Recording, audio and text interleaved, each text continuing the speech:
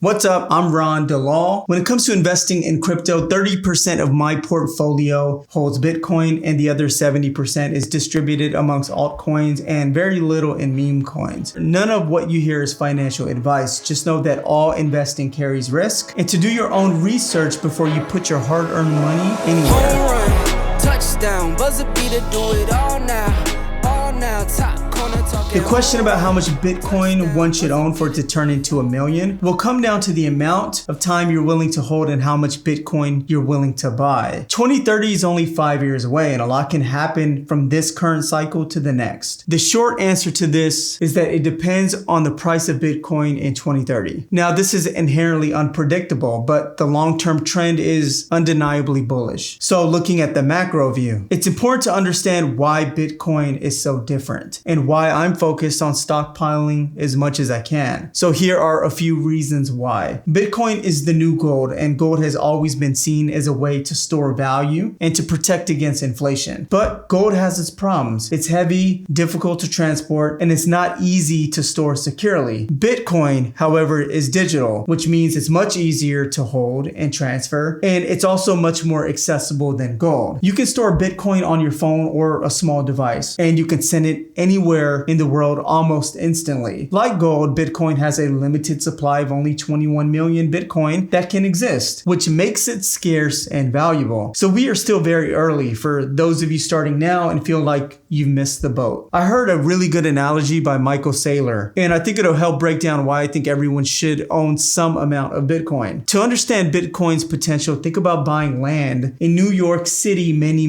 years ago. If you were fortunate enough to buy property in Manhattan when it was cheap, you'd be incredibly wealthy today. The price of real estate in New York has only gone up so much that those who have invested early made a lot of money. Bitcoin is a lot like land. Imagine that there's only 21 million lots available to purchase. But the difference is that Bitcoin isn't tied to one location. It's a global currency, accessible to anyone with an internet connection. Just as owning land in a thriving city provided a stake in the future, owning Bitcoin today gives you the stake in the future of the global financial system. As Bitcoin becomes more accepted, its value will likely continue to rise. So instead of putting all your money in your savings account, you could place some percentage of that in Bitcoin, because we want to watch for something called debasement. Debasement happens when the government or the central bank increases the supply of money, usually by printing more of it. This makes the value of the money go down because there are more dollars or euros, whatever your currency is, in circulation, but the same amount of goods and services are available. For example, if a country starts printing too many dollars, the dollars you hold will become worth less than it was. This is why inflation can make life harder for those people who have saved money because they can buy less with the same amount of money. Bitcoin I like because it's immune to this type of manipulation. Because there's a fixed supply of Bitcoin, only 21 million will ever be made. It can't be debased like regular money. Bitcoin's value is determined by demand, not by how much is available. This makes Bitcoin an excellent way to protect your wealth from inflation and currency devaluation. On top of that, there are people like me holding Bitcoin that will never sell. And the weakening of the dollar will cause more people to invest in assets like Bitcoin. I'm investing in Bitcoin and will hold on to it very tight.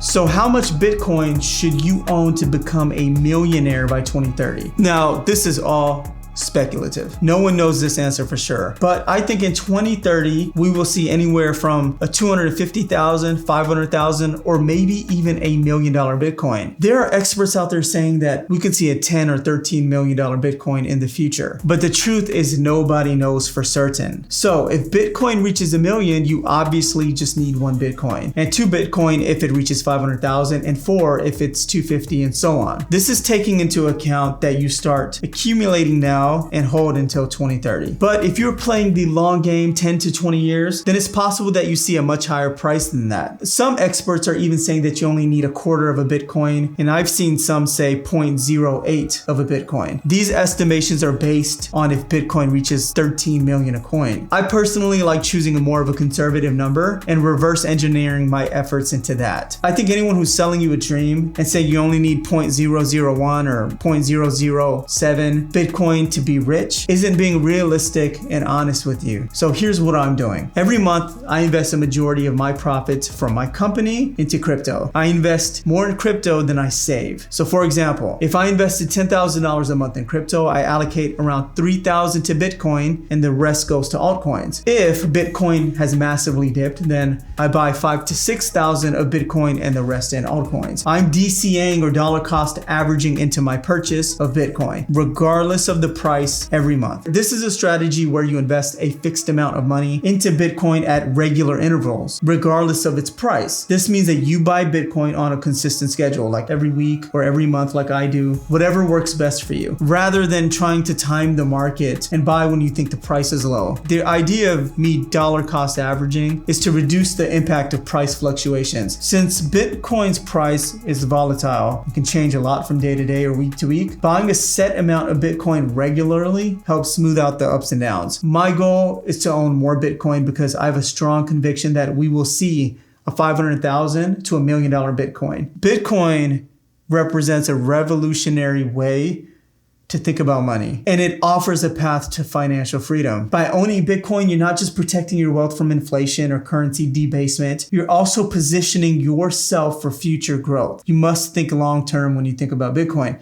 The idea of becoming a millionaire through Bitcoin is very possible. With its limited supply and the growing demand, it could very well reach values that makes early investors like myself and you extremely wealthy by 2030. Even at a $100,000 coin, I believe that we're still early. To show you how early we are, let's compare. Gold and silver have been around thousands of years and have historically gone up in value. Gold has been used as a form of money and a store of value for 5,000 years. Ancient civilization used gold as currency and the creation of jewelry and artifacts. It has been a symbol of wealth and a medium of exchange for almost all of recorded history. And stocks have been around for 400 years, evolving into one of the most known and used forms of investment. And Bitcoin, only 17 years old, and is still in its early stages in terms of adoption and development. Most people do not own Bitcoin. Bitcoin is incredibly young compared to gold, silver, and stocks, but it's made significant impact in a short period. Gold, silver, and stocks have stood the test of time, and I think that Bitcoin is the new gold, offering all the benefits of the store of value with the added advantage of security, mobility, and accessibility. It is digital gold. And just like buying land in New York many, many years ago, owning Bitcoin today is a chance to invest in something with immense future potential. The sooner you start, the more Bitcoin you accumulate, the more wealth you can build for your future. So why not